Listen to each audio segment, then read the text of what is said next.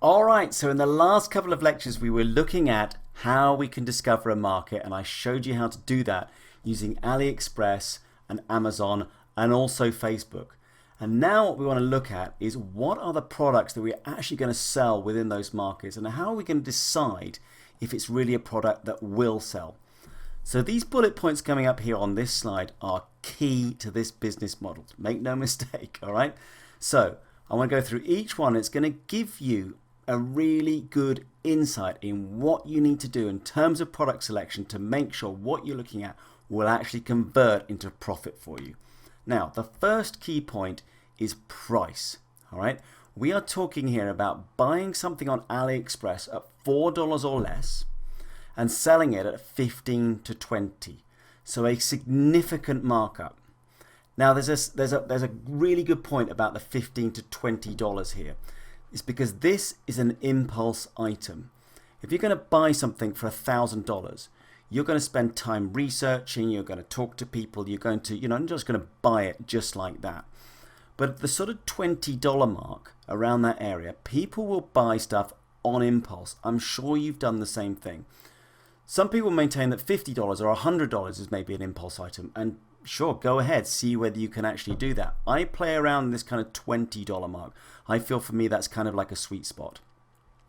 Now, buy at 4, sell at 20 is key. I've seen people trying to buy at 4 and then sell at 6.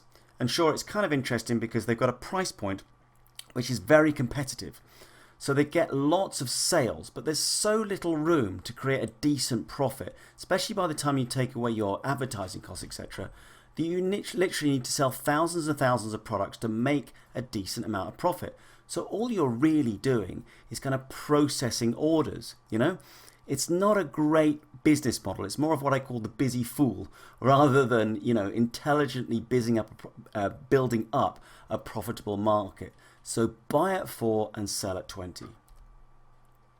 The next thing is make sure your product's not too heavy. If it's heavy, you're going to have to pay extra shipping costs, or more precisely, you're going to have to try and pass on the extra shipping costs to your customer, who may well not be willing to pay that. So just avoid heavy stuff. Also avoid stuff that's too fragile. It would seem pretty obvious that if you ship something that is fragile, it could break in transit. So when your customer gets it, it's broken, you're going to get more refunds, you're going to get more returns, you're going to get more customer complaints. So just avoid that. Take away that hassle straight away. When it comes to actually picking the product on AliExpress, make sure that the images are high quality. You've got some decent images there. You'll see some that are like really not very good images, or there's watermarks all over them. Ignore those. An image will sell the product. We'll look at how to add product descriptions very, very soon. But it's really the image. Think about it. When you're on a site, you don't immediately look at the product description. You look at the image. You look to see what this thing looks like. That's the thing that engages you. Avoid all branded products. Okay, basically, as a quick aside here, I don't want you to get hung up on this at all, but on websites like AliExpress, there are sadly some counterfeited products. Jewelry's kind of a classic, with writing whatever it is, some jewelry brand on there, when it really isn't got anything to do with them whatsoever.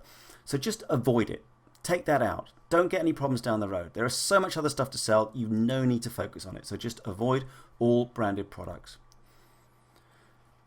Can't be found at Walmart. So what I'm trying to say there is, and if you're not in the US, then basically Walmart is the big mega store in the US that sells absolutely everything. What I'm trying to say is look for an element of uniqueness. Look for something that people haven't seen before, because that will spark their interest. It's like, oh wow, I haven't seen that before. That could be kind of cool. I'd like to get it. My friends don't have it. I don't have it. Whatever it is. But don't just try to sell something that you can buy round the corner. Solves a problem or caters to a passion. I've talked about this in previous slides, so I don't want to go over it again, but basically you are trying to the products that you will sell the best either solve a problem or they cater to a passion. And the last thing is the detail of the supplier. The supplier needs to be a good supplier. That may seem obvious, but basically what you need to do, and on AliExpress they make it very simple, because you can see whether they've got good feedback from other people that have bought from them, whether they've got plenty of stock. And for me, importantly, do they provide ePacket? Now, ePacket is a shipping solution which can expedite the process. The problem is with a lot of these things, one of the disadvantages, if you like, with shipping from these Chinese suppliers is often they'll take 30, 40 days to ship the product. Your buyers are not going to be happy about waiting a month and a half to receive stuff online. We are so used to these days almost getting like next day delivery. Now, because we're shipping at a slightly cheaper price point, they will be more tolerant. But ePacket enables you to ship stuff in maybe 5, 10, 15 days, something they will be more happy to accept. All right, congratulations. We're going to move on to the next section now where we're actually going to finally start adding products to our website. I'll see you in a moment.